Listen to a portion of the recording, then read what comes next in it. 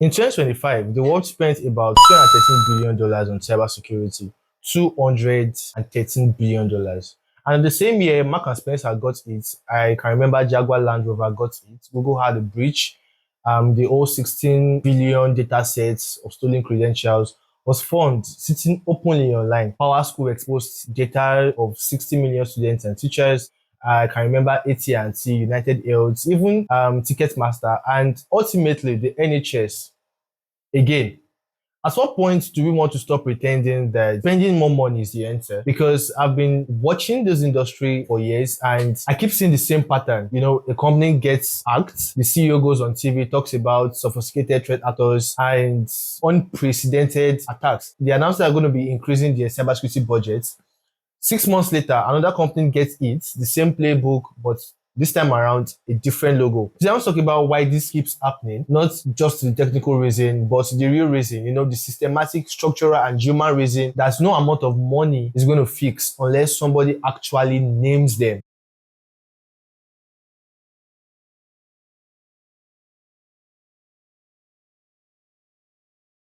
Let that last one sit with you for a second. The average company takes about 181 days to realize that they've been breached. That's about 6 months of an attacker sitting inside your network, reading your emails, exfiltrating your data, mapping your systems, while your security dashboard shows green.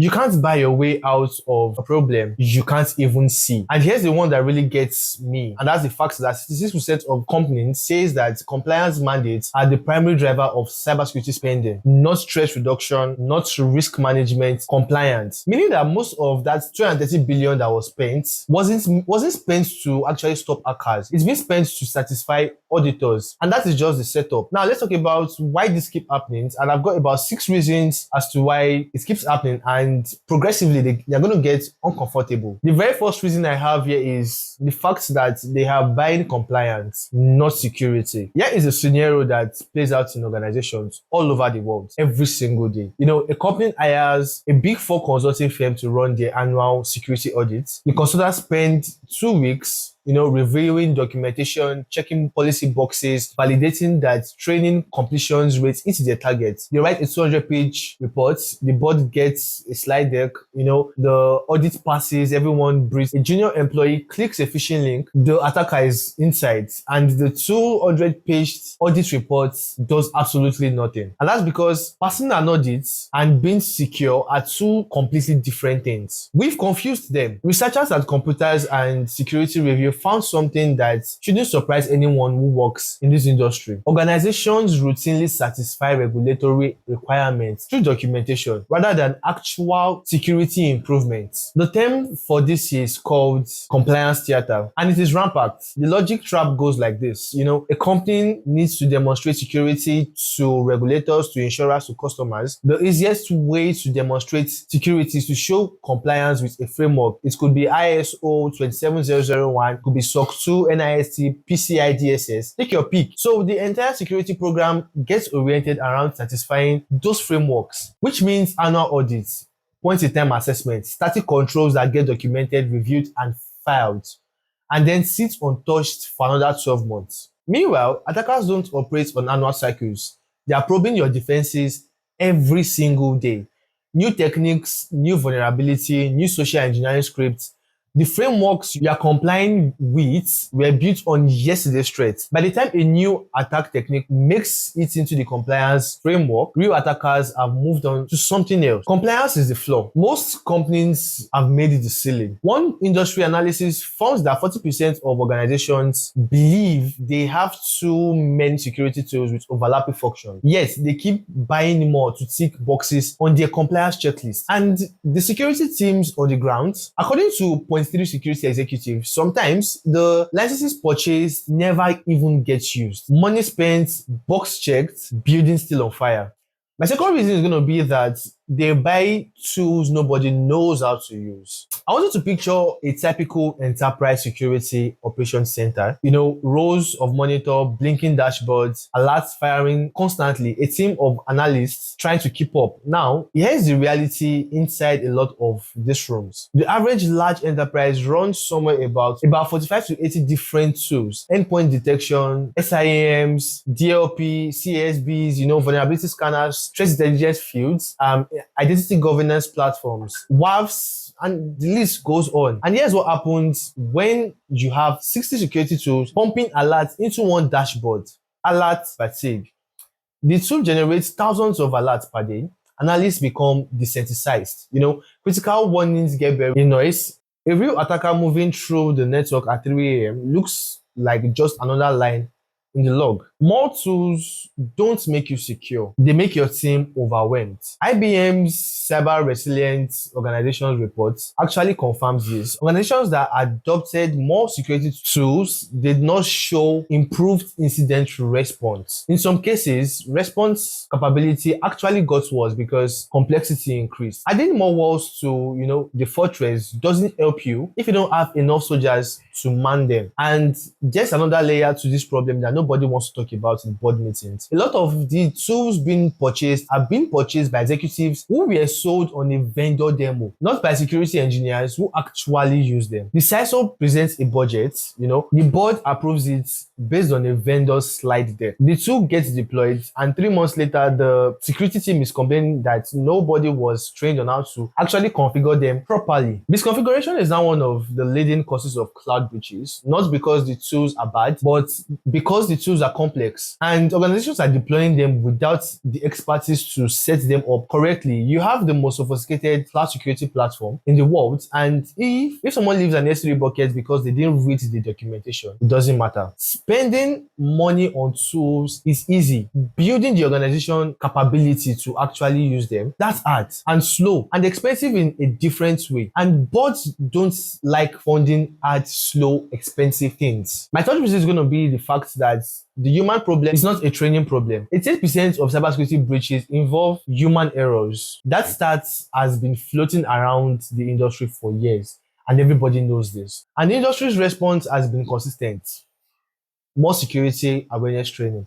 Annual phishing simulations, mandatory e-learning modules, completion rate dashboards, certificate of completion. Let me redirect. Most security awareness training does not work, and the research proves it. A 2019 study found that mandatory training sessions for high-risk employees who had already failed phishing simulation tests did not improve their behavior. They were just as likely to click a malicious link again, even after completing the training. The knowledge transfer happened, the behavior change did not. And this makes complete psychological sense. And that's because behavioral psychology has known for decades that knowledge alone rarely drives sustained behavioral change, especially when the new behavior requires extra effort, slows people down, or goes against habits they formed over the years. An employee under deadline pressure, cognitively overloaded, getting 200 meals a day, they are not stopping to methodically apply their phishing training checklist. They are definitely going to be defaulting to habits. And yet, the security industry has built an entire multi-billion-dollar training compliance market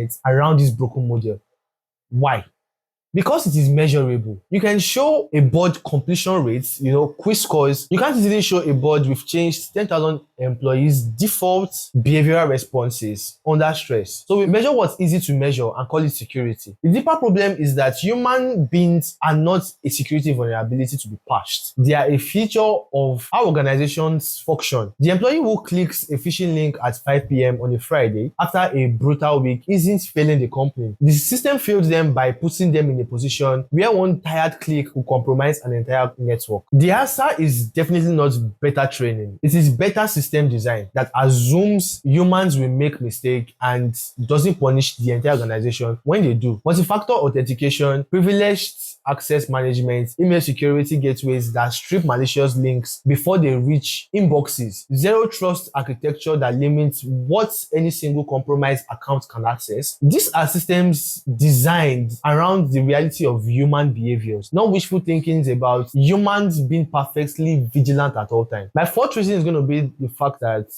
The board doesn't actually understand what they are buying. Here is a question. If you walk into a Fortune 500 board meeting right now and ask every board member to explain what a zero-day vulnerability is, how many could actually answer it? If you ask them to explain the difference between endpoint detection and response versus a traditional antivirus, how many could answer? I'm not asking that to be condescending. I'm asking because these are the people approving multi-million dollar cybersecurity budget. And in most organizations, their understanding of what they are funding is approximately zero. Cybersecurity has a communication problem and it is costing companies billions. CISOs, the Chief Information Security Officers, have one of the hardest communication jobs in any organization. They are responsible for translating deeply technical risk into business languages, convincing non-technical executives to fund things where success literally looks like nothing happening. And doing all of this while knowing that if they fail, they'll be the ones in front of the cameras explaining the breach. The results? CISOs learn to play the game. They speak in compliance languages because boards understand regulation. They frame everything as risk management because boards understand liability. They show green dashboards because the board likes green. And the actual security posture of the organization gets lost in translation. This dynamic produces a specific, predictable outcome. The company funding security theater enthusiastically and underfund actual security quietly. Big, visible,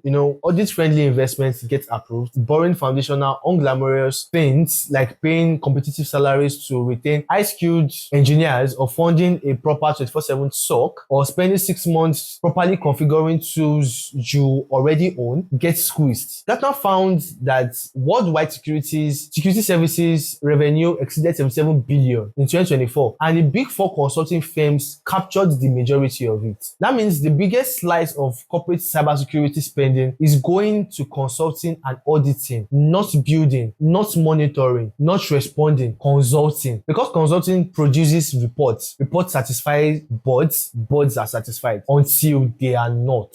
Number 5 is going to be that you can secure your own house and still get robbed through the back door. Here's something that fundamentally breaks the traditional security spending model. You are only as secure as your weakest vendor. Think about how modern enterprise actually operates. They use dozens, sometimes hundreds of third-party software platforms, cloud services, data processors, and contractors. Every single one of those is a potential attack vector into your network. And in most cases, you have extremely limited visibility into their security practices. The Change Healthcare breach in 2024 didn't start at Change Healthcare. It started with a stolen credential and there was no multi-factor authentication protecting the remote access points. One missing control at one access point, 22 million was paid in ransom. Billing for 900,000 healthcare providers disrupted, hundreds of millions of patient records potentially exposed. The Snowflake breaches in 2024 hit AT&T, Ticketmaster, and Santander, all because attackers compromised credentials for a cloud platform those companies were using. And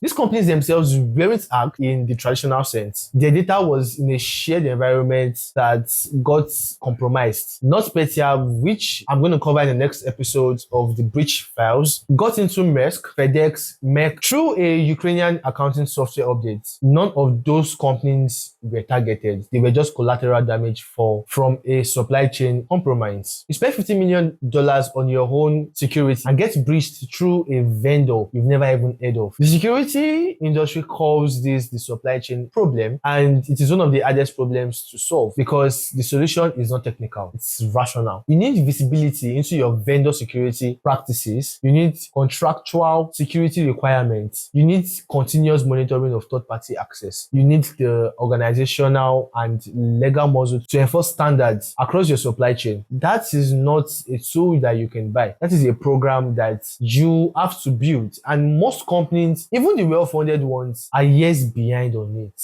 My 6th reason is going to be that defenders have to be right every time. Attackers only have the right to be right once. I want to end with this most uncomfortable truth in cybersecurity, and I think a lot of the industry dances around it because saying it out loud feels defeatist. The fundamental asymmetry of offense versus defense. Your security team has to successfully defend every system, every endpoint, every credential, every application, every vendor connection, every employee, every day.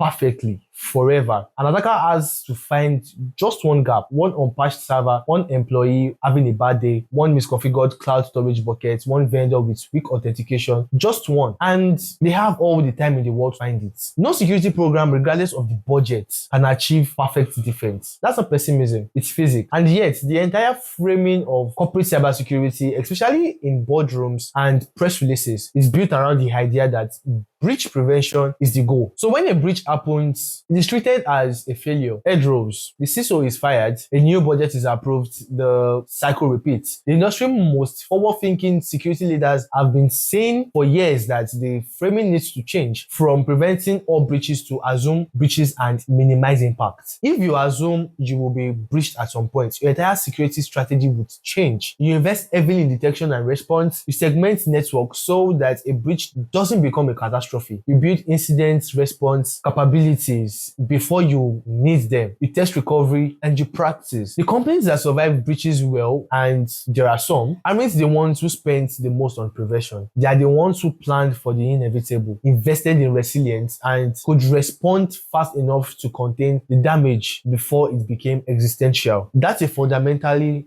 different way of thinking about security spend, and a much harder sell to a board that wants dashboards that stays green. Big companies keep getting hacked despite spending millions because one, they are funding compliance instead of security. Two, they are buying tools that their team can't even use. Three, they are treating human behavior as training problem instead of a system design problem. Four, boards don't understand what they are approving. Fifth is going to be the fact that they are ignoring supply chain risk until it hits them. And six, they built their entire security model around perfect prevention in a world where perfect prevention is mathematically impossible. None of this problem gets solved by increasing the budget. They get solved by changing how organizations think about cybersecurity and security at large. And that is a leadership problem, not a technology problem. The company that will survive the next decade of cyber threats aren't the ones spending the most. They are the ones who are the most honest about their own weaknesses. I know this video might ruffle some feathers, especially if you are a CISO who has fought for budgets for years and